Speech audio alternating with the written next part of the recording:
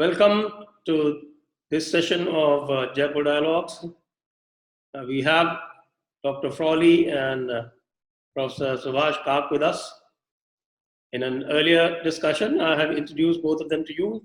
Just to recap, Dr. Frawley is very well known to the Jaipur Dialogues viewer, and he is a Vedanta expert and written a lot of books on these subjects, and also an astrology expert. People don't know next time, because I'm not telling everybody. Next time you come to Jaipur, you are going to be mocked by the seekers, those who want to seek your astrological wisdom. And Professor Kak, of course, is the Regents Professor of Computer Science in University of Oklahoma, Stillwater, a visiting professor in Jawaharlal Nehru University, Professor of Engineering. And of course, he is an esteemed member of the Prime Minister's Advisory Council on Science, Technology and Innovation. Welcome both of you. The background again is the coronavirus pandemic. And in the context of this coronavirus pandemic, there have been a lot of talk on how yoga and Ayurveda can help. I think we all realize that in an acute kind of a situation, the yoga and Ayurveda definitely have their limitations. But as a practitioner and as a teacher and a guru, Dr. Frawley, do you really see a central role for yoga and Ayurveda in this kind of pandemic, in either building up the immunity or building up what is called mental resistance, even because a lot of stress is also taking place? How do you think this coronavirus pandemic can be countered in any way, any which way, by yoga and Ayurveda? Yes, Sanjay. First of all, thank you for inviting me for this important discussion, and with Professor Subhash Kak here. And there are, of course, many issues that come up here. First, I want to put a little bit of a perspective here, which isn't always understood. The coronavirus is what I call a selective pandemic. It targets certain aspects of the human population or the society much more than others. First of all, it is a pandemic or disease that has attacked or most affected the elderly, notably people above 70 years old. That's why so many of the deaths in the West have been in rest homes, nursing homes, and why they've been in Western Europe and the northeastern United States, where you have a more of an elderly population and these type of living circumstances. And then the disease also targets those with pre-existing conditions, mainly cardiovascular conditions, heart disease, diabetes, weak immune systems overall, and particularly those who are suffering from obesity or overweight even at a clinical level, although the susceptibility to the disease also rises that way. And in addition, people who have both of these factors, people who have a predisposition and who are also elderly, we find that there's very few cases of any severe nature below the age of 20, almost none. And even below the age of 45, there is not a lot. And the third group that is connected or affected by this particular virus is the group that is most exposed to it. And this is often healthcare workers or people who are in environments like people who pick these things up at airports or gatherings where there's greater exposure.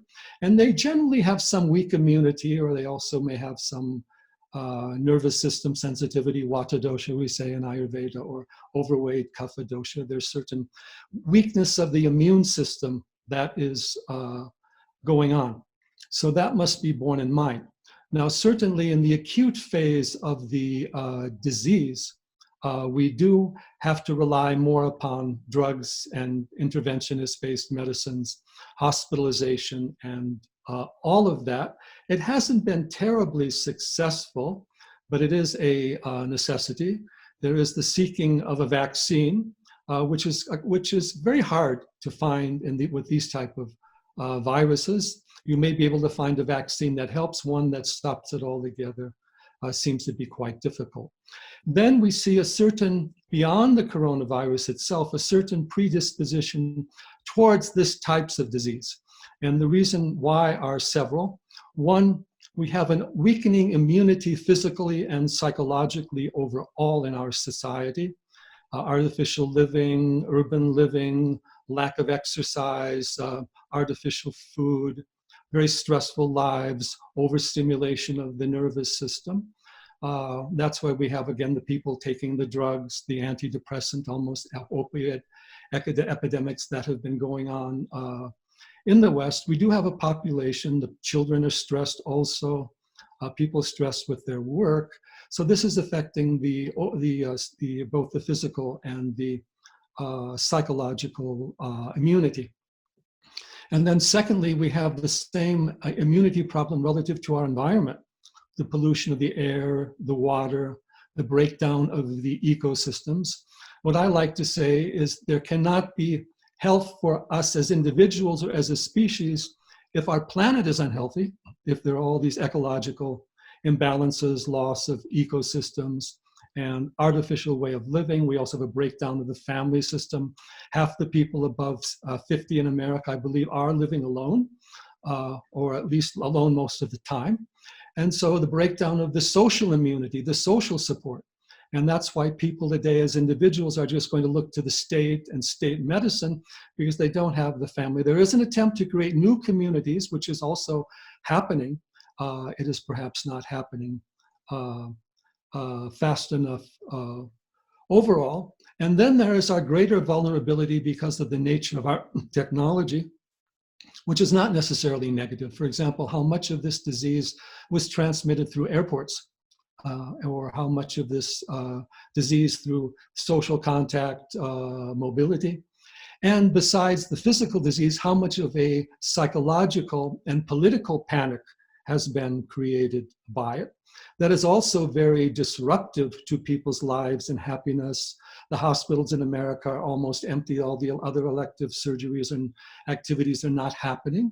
So there's been a negative impact on health another way. Even staying at home, particularly in an urban flat, an urban apartment, is not necessarily healthy. You need to be out in nature. You need to have expression. You need to have contact. So there are also things within our modern society that are making us more vulnerable. And so the question arises also, if we overcome this, which is likely, is this just the indication of what may be happening in the future? And if so, what do we need to do to guard against it?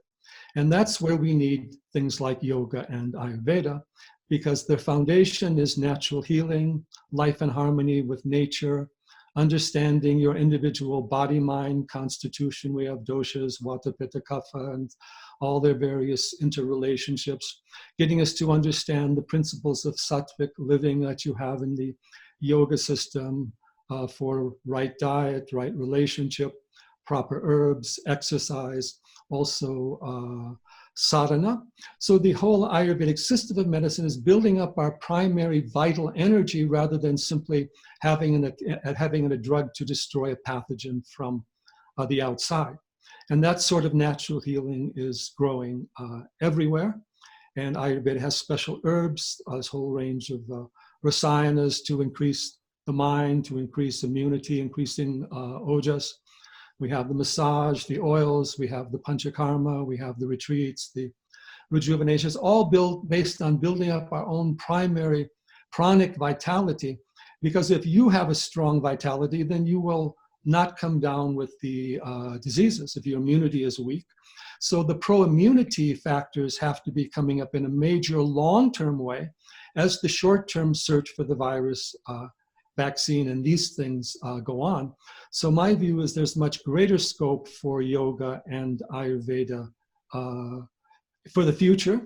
These things have been growing anyway, and even more so for psychological well-being, how meditation, how pranayama, mantra helps with the psychological well-being as well as the physical well-being, how we need to nourish our primary vitality, nourish our inner awareness is also there. At the same time, we have the emphasis on the drugs in a certain part of the society. There's a certain polarization going on where we do have the natural and the yogic things coming up, but we also have the drug and the state-controlled medicine coming up, or the socialist-based medicine where you're paid, you can get paid to get the drugs, but for the yoga, the Ayurveda, it can be difficult to get compensated for that. So we need this new medicine that's pro-environment, pro-nature, that respects the place of the acute methods of the drugs and the surgeries, antibiotics, analgesics, but doesn't see them as enough for your lifestyle or enough to socially prevent these conditions. And then the psychological well-being is actually more important today than the physical well-being. In fact, if it wasn't for the technology, this disease would not have been treated so seriously. It's not like the Spanish flu that killed people of all ages. It's not like the plague. And the technology also allowed you to shut down the government, to shut down the businesses, to control people. All of that will have to be renewed. And of course, a certain sense of panic going on. And also, even though we're technologically aware as a society, we don't even know how to read statistic graphs, and we can be confused by graphs that are actually maybe showing something different than what we think.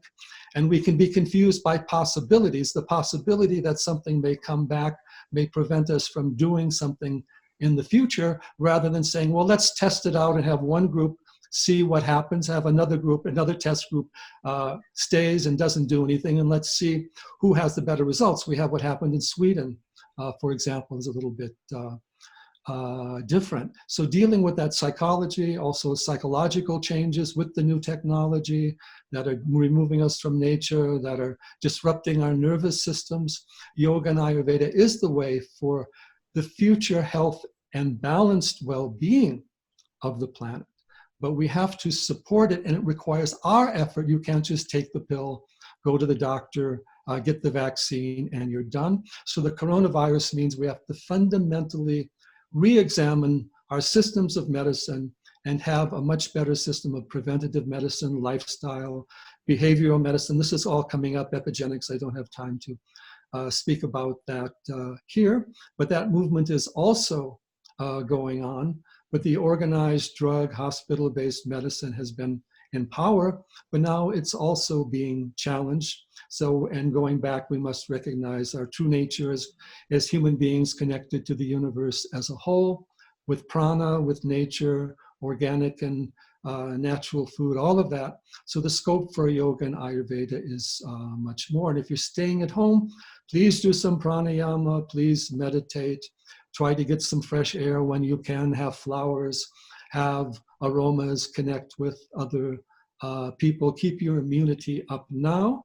And Ayush has given a number of very good recommendations on immunity, certain herbs, and there's certain apps you can get that will help you keep up that natural connection as we deal with this virus, because the more we weaken our immunity, the longer it's also going to stay. And the more we strengthen it now, and the more we strengthen it for the future, the more we can stop and prevent these 21st century diseases born of the mass viruses and also the psychological and physical loss of immunity. So that is the background I would put into this particular issue today. You can go to practitioners for specific help, but look to the future long-term effects of what is going on. The short-term need to deal with the virus and the hospitals and all of that is very, very important, but it should not blind us to the greater societal and planetary needs that are obviously required, and that this type of pandemic is showing us the dire necessity for the long-term health and development of our civilization, as well as the greater development of our civilization in terms of awareness, higher consciousness. We have to deal with these viruses as part, and pandemics as part of dealing with our new technology. That is my message now. That was very well put, especially regarding the context-based immunities. And I have an observation to make, because today I was interviewing a person, Professor Kak, this is for you. I was interviewing a psephologist his name is Pradeep Bhandari. He is the sophologist for Republic TV and a very prominent sophologist. So what he's doing is that he is going around the country, and he's already traveled to 8 states, and some of his other colleagues are traveling in other states. And he's going and interviewing people. He's interviewing migrant workers, and he's interviewing the more deeply affected section of the populace. And the one thing that he came out with, and that is very, very revealing, that the worst affected part, the migrant worker, says that they are disappointed, they are definitely a bit distressed, and sometimes they feel helpless also. But there's no fury. They're not furious. They're not angry. And even at this level, even at this enormous level of distress, they have the social immunity to cope. So I think that is something that is very, very important for us to learn from our own dharmic system of living. True. Let me also add to the wonderful points that David has already mentioned about what has happened to society due to various pressures of modernity and technology and so on. And this is, first of all, the allopathic medical system is in a serious crisis. There have been articles in the best journals. The two most famous medical journals are the Lancet from England and the New England Journal of Medicine. There have been articles there talking about what is called the irreproducibility crisis of medicine. In certain areas, such as cancer, 90% of all the research is irreproducible. So there is research done and FDA approves it and patients get a certain therapy, but it's not demonstrated later on in follow-up studies. So in many, many fields, in fact, John Ioannidis, who's one of the leading scholars of medicine, he's a professor of medicine at Stanford, he even wrote a famous article saying how most of medical research is worthless. He had a title like that. And you might want to look it up. I wrote a column on it in medium.com where you'll see the exact reference. I read that piece, yes. Yeah. Now, the point I wish to make is that possibly the problem is the very premise of allopathy, which is treating symptoms. Allopathy means treating symptoms. And I think if Ayurvedic system, which is based on finding an inner harmony, is communicated much more effectively to medical practitioners all over the world, I am quite sure that they would, or people would be, good people from all over the world would be able to come up with a whole system of approaching specific diseases, because in addition to what is already a part of the Ayurvedic lore and practice, which the Vaidyas do for wellness and so on, perhaps all of this would also provide an epistemology for doctors to use to create a new way of dealing with disease, because the modern system doesn't seem to be able to work for chronic illnesses. As David very rightly pointed out, if you're in a state of crisis, that you must use allopathy because there are specific interventions related to symptoms. If you are in an acute state of distress, that should be dealt with. Now, there's something else that I want to add. Sadly, we haven't used an actual mathematical fact about logic, which says that binary logic of the kind which is at the basis of allopathy, namely ill or well, is inferior to a ternary logic, which speaks of 3 categories. And what is Ayurveda based on? It's based on 3 categories. Mathematically, there's a theorem which says a 3-category logic is superior to a binary logic. If Ayurvedic doctors were to go out and speak of this epistemology, and everybody can see it, you can't fight math. You can't fight 2 + 2 is 4, right? If you just say, here are my prescriptions for certain such diseases, these are the herbs, well, the allopaths will take those herbs at some point and they'll introduce them into their own system. So then they would say, well, whatever you have, we also have. But if we are able to come up with a proper epistemological basis, expressed, articulated in an effective fashion, then Ayurveda will find its true place. Right now, Ayurveda is second tier, right? You go to a allopathic hospital, you don't get well, then you go to a Ayurvedic hospital. It should not be second tier. In fact, the Chinese medical system, which doesn't have any such deep basis in a Chinese system, the Chinese traditional medicine and allopathic medicine are practiced in the same hospital. You go to the same hospital and then you go to one or the other, and they try to steer as many to the Chinese traditional medical system as is possible. Sadly, India, for its unfortunate history of the past couple of 100 years or maybe longer, we have this 2-tier system, and the allopathic system has not been able to find its true place. So a lot needs to be done. And if it's done, and maybe the doctors need to come up, and if they are not aware of the fact that a ternary logic is superior to binary logic, I'll be very happy to put them in touch with the mathematics. They should introduce that into their arguments and then see how this provides a new way of looking at problems.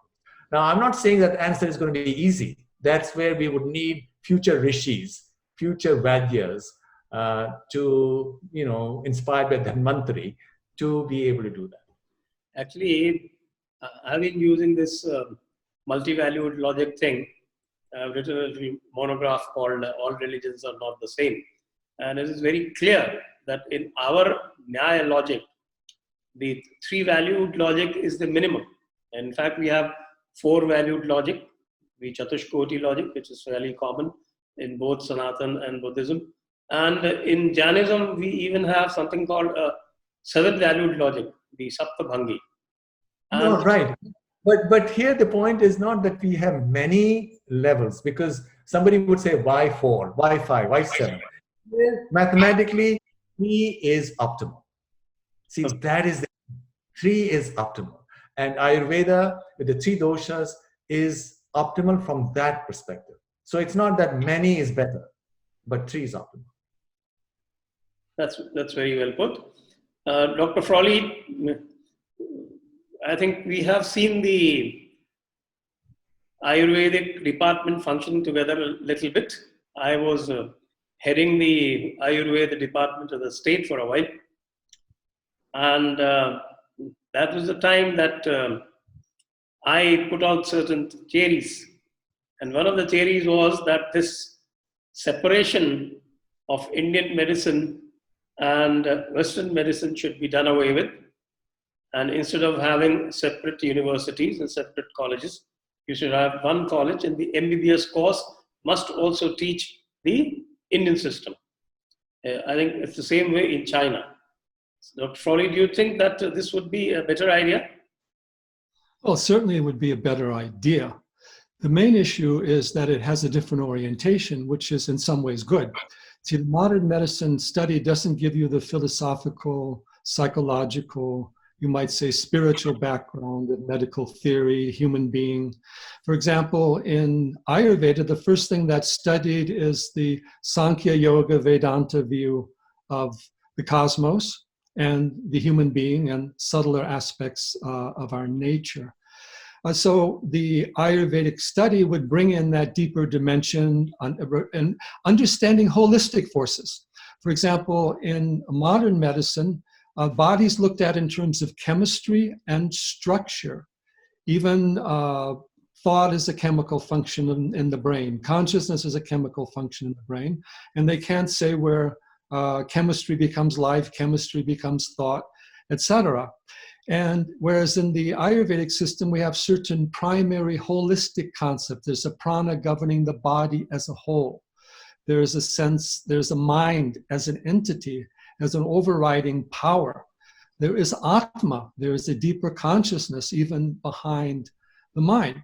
And when we recognize these deeper powers, we recognize the person, the inner being. It's not just chemistry and structure. Otherwise, there's no agent, there's no person, there's nobody responsible there. If you're having problems in life, it's a chemical function in the brain. It has nothing to do with how you live or how you think. That is what the mechanical model has been created. So Ayurveda can give the deeper philosophical and spiritual, psychological, and holistic, energetic model, because we live in a universe of energy. It's not chemistry. There's a life force there. All these factors are there. So it should be introduced, but it would be difficult. And these schools are highly regulated, and they're also very much connected to certain companies, certain vested interest, certain powers. But there should at least be, in the Indian context, a minimum that they have basic study of Ayurvedic system, its theory of life, disease, and all the rest of it, at least by way of communication, and done with respect by people who are practitioners in the field, not just by somebody from the outside. So that is my view on that particular question. Actually, these silos are on both sides. I do Yes. not absolve the Ayurvedic establishment either, because I remember I was trying very hard to let an MBBS person do a master's in Ayurveda after a certain bridge course. But the entire Ayurveda establishment came down hard against me, and they would not let that happen. Whereas what I wanted, that either way, if an Ayurveda guy wanted to do an MD, it would be very difficult for him, because that would be far more competitive. And if a normal medicine MBBS wanted to do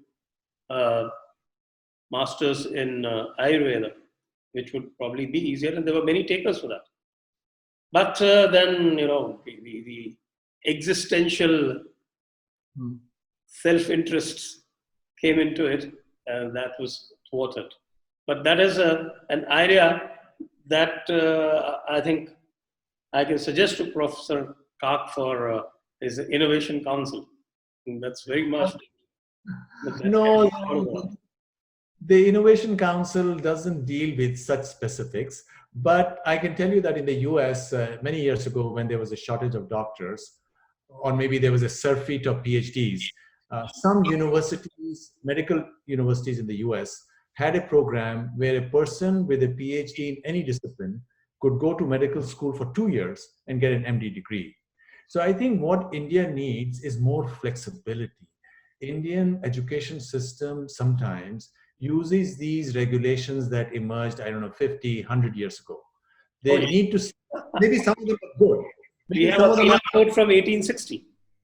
Yeah, so we need to see what can be done, and if MDs or MBBS doctors want to learn Ayurveda, that should be facilitated, and the other way around as well. And possibly what India could also try to do is to take Ayurveda outside of India, which people like Vamadev Shastri have done so well in the US and elsewhere. But another effort, if one of the things which is an obstacle in the US is that, if I'm not mistaken, you don't get reimbursement by insurance. So maybe some political arm twisting needs to be done, or you need to persuade through diplomatic channels that, look, something needs to be done out here. Maybe in the US, it may be harder to do because US things are much more decentralized, but possibly in Europe first.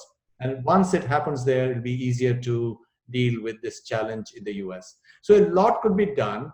Personally, I think Ayurveda is a wonderful system. And of course, it is a complete system, including Shalya, that is surgery and so on. And I'm not sure whether Ayurvedic Vaidyas do surgery now.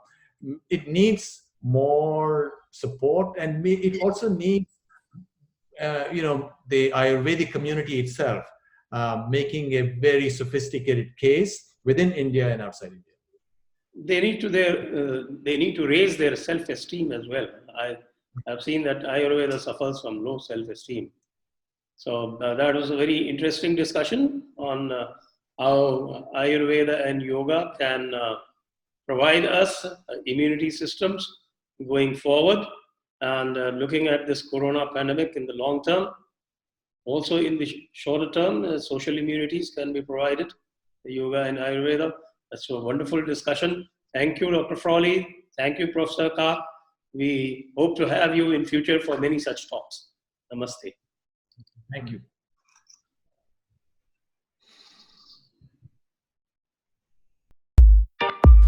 Press the bell icon on YouTube and don't miss another update.